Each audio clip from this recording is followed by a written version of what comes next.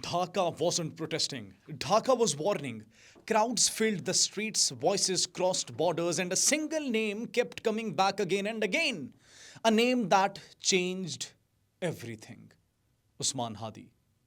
Osman Hadi was only 32 years old, a graduate of political science from Dhaka University, a university lecturer, and a religious scholar who had completed formal Islamic education earlier in life. But Usman Hadi was more than his degrees.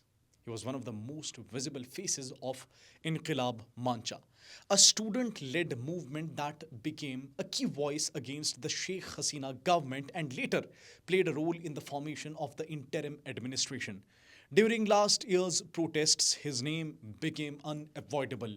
He spoke openly, he criticized fearlessly, and most importantly, he challenged narratives that many others avoided, especially those involving India's influence in Bangladesh.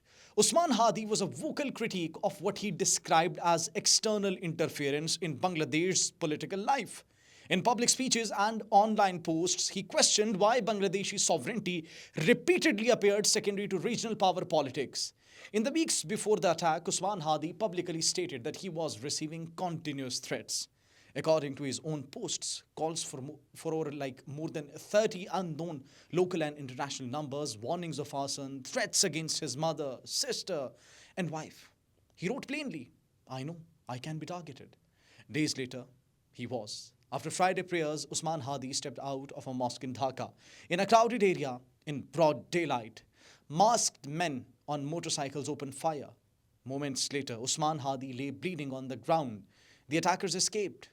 He was rushed first to Dhaka Medical College Hospital, then to a private facility. The interim government intervened. He was airlifted to Singapore for advanced treatment.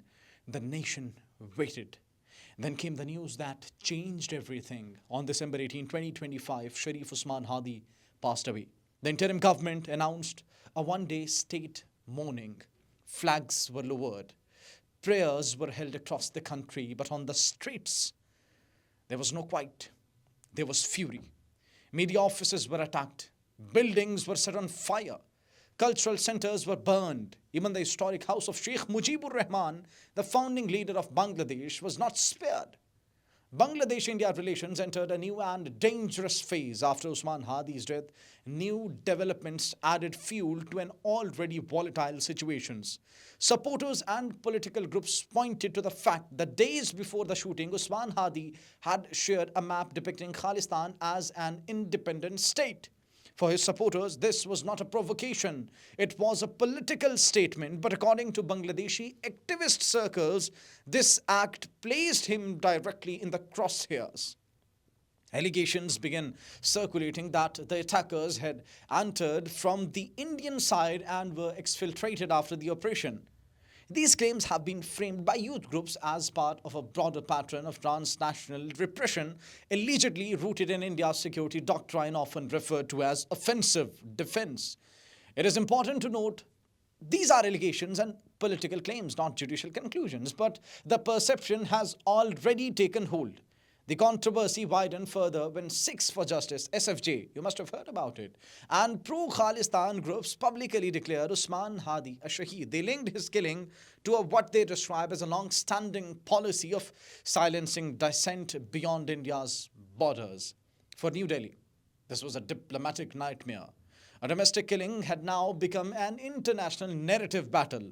Muhammad Yunus breaks his silence. At Usman Hadi's funeral, Chief Advisor Dr. Muhammad Yunus delivered a statement that carried both emotional and political weight. He said, Usman Hadi will never be forgotten. He will live on through the lessons he left for the nation.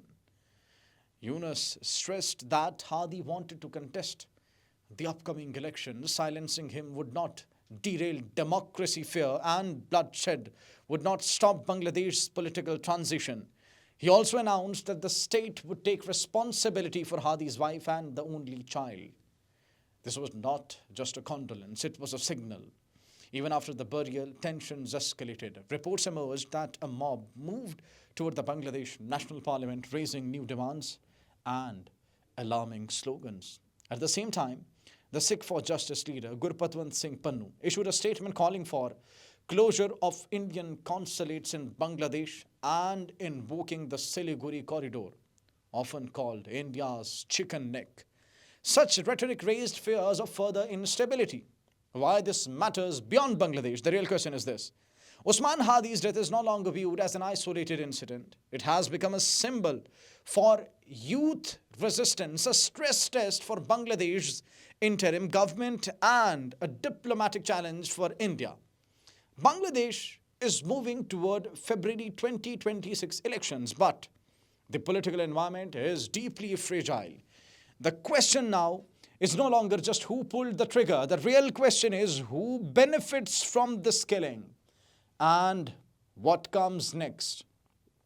Dhaka's streets are still demanding answers, and Delhi is now being forced to listen not just to protests but to a shifting regional narrative it can no longer fully control. This story is not over. In many ways, it may only be the beginning. See you in the next video. Till then, take care. Have a good one. Bye.